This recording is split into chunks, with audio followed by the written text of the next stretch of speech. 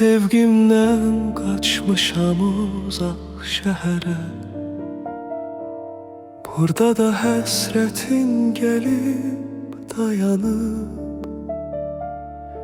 Ətrin səpələnib bütün güllere, Gözünün rengine göyler boyanıb. Yüreğim daşa dön, bu sirri sakla.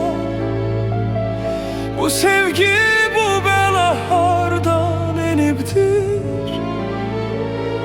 Bizim taleyimiz evlə, uşaqla.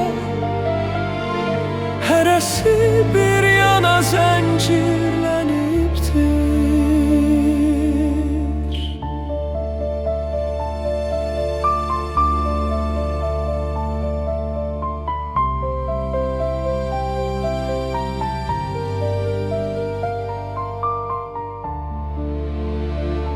Senin tüm dünyada belki yoxam ben.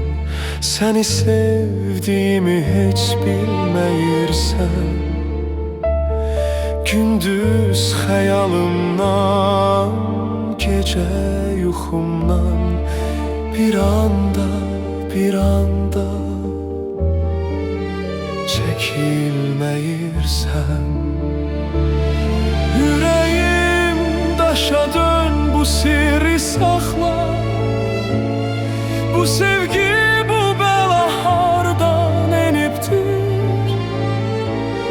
Bizim taleyimiz evlə, uşaqla. Hərəsi bir yana zəncirlənibdir.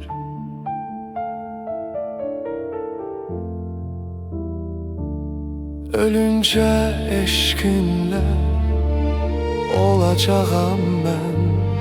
Ben senin ruhunda, kanında varam.